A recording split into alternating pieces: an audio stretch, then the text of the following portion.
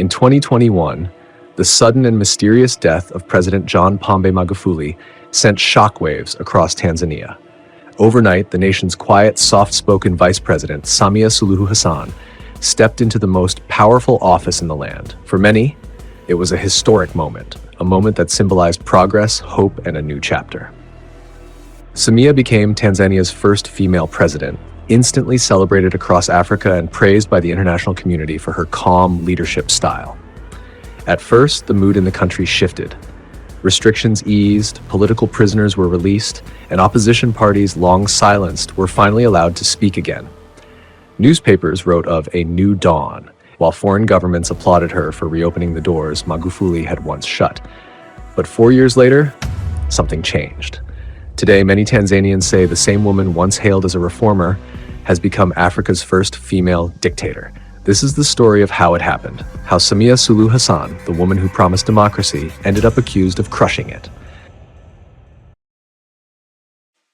To understand Samia Suluhu Hassan, you need to understand where she came from. Born in Zanzibar in 1960, Samia grew up in a deeply traditional society, one where women were expected to stay in the background. But from an early age, she defied expectations. After finishing her education, she worked as a clerk, then entered politics in the 1990s, climbing the ranks inside Tanzania's ruling party, Chama cha Mapinduzi, or CCM. For decades, CCM has been Africa's longest ruling party, holding power continuously since independence. And in that system, loyalty is everything. By the early 2000s, Samia had built a reputation, calm, disciplined, quietly ambitious. She was the Minister for Women's Affairs, then Trade, and later Minister of State for Union Affairs. In 2015, she got the call that changed her life. President Jakaya Kikwete wanted her to be the running mate for the party's new presidential candidate, John Magufuli. Few believed the partnership would last. Magufuli was a bulldozer, tough, populist, loud. Samia was reserved, methodical, diplomatic. Yet together, they won. And Samia became Tanzania's first female vice president. John Magufuli's presidency changed everything. He branded himself the bulldozer, the man who would crush corruption and bureaucracy. But soon that nickname took on a darker meaning. Magufuli's government banned political rallies, arrested journalists, and shut down newspapers. His critics disappeared. Opposition leaders were beaten or jailed. Still, his populism won him fierce loyalty. By 2020, Magufuli and Samia ran again, in an election marred by accusations of fraud and violence. The ruling party claimed victory with over 84% of the vote. International observers called it neither free nor fair. And then just 5 months later, the bulldozer died. For the first time in the nation's history, a woman took the oath of office as president. When Samia Suluhu Hassan became president in March 2021, the world cheered. She was calm, humble, and promised to unite a divided country. She reopened banned newspapers, freed some political prisoners, and invited opposition parties to dialogue. Western diplomats praised her. Headlines read, "Tanzania turns a new page." For a moment, it looked like she might become the reformer everyone hoped for.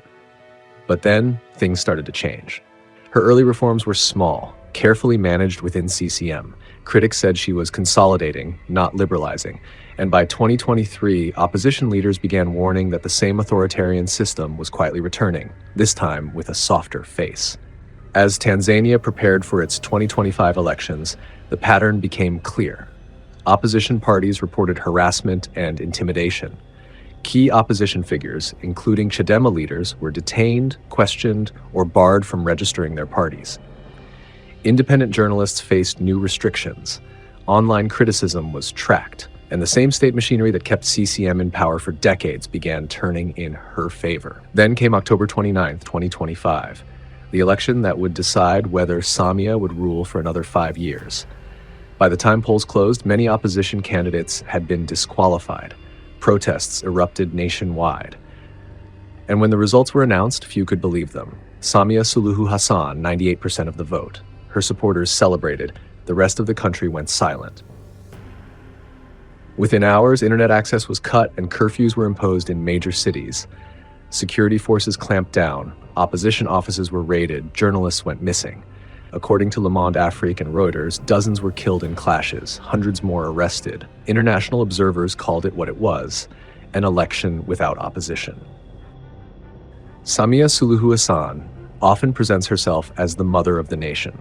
Soft-spoken, polite, careful. But behind that image lies the most powerful political apparatus in East Africa. Her rule is sustained not by charisma, but by institutional control. The civil service, the police, the courts all remain firmly tied to the ruling party. And with Magufuli gone, she no longer shares power. Some analysts call her style authoritarianism with empathy. No open brutality like her predecessor, just legal tools, court orders, and administrative bans that quietly silence dissent. The result is the same. Power remains untouched. For her supporters, she's a symbol of stability. For her critics, she's a modern autocrat, proof that dictatorship doesn't always wear a uniform. Internationally, Samia still enjoys strong diplomatic ties. Western governments see her as a pragmatic leader, less erratic than Magufuli, more open to business and climate cooperation. But at home, fear has returned. Journalists describe new censorship rules. Civil society groups operate under surveillance, and when protests break out, the government blames foreign interference. Tanzanian authorities say the protests were coordinated by external actors. Meanwhile, CCM loyalists dominate the media narrative, portraying Samia as a savior, the woman who brought calm. It's the same script authoritarian governments have used for decades, just rewritten with a softer tone and a smile. Every authoritarian system faces the same test. What happens when people want change? In Tanzania, that question is getting harder to ask. Opposition leader Tundu Lissu remains in exile after multiple assassination attempts. Activists who criticize the government online face cybercrime charges. And the National Electoral Commission, still controlled by CCM, ensures that any challenge to the system dies on arrival. Many Tanzanians feel trapped, torn between peace and freedom, because here peace comes at a price: silence. And so Samia Suluhu Hassan continues to rule, projecting calm abroad while tightening her grip at home. Her supporters say she's protecting national unity. Her critics say she's destroying democracy in slow motion. Is Samia Suluhu Hassan truly a dictator? Technically, Tanzania still holds elections. It still has opposition parties, courts, and newspapers. But when none of them can challenge power, what's left of democracy? Some call her Africa's first female dictator, a title born not from gender, but from power itself.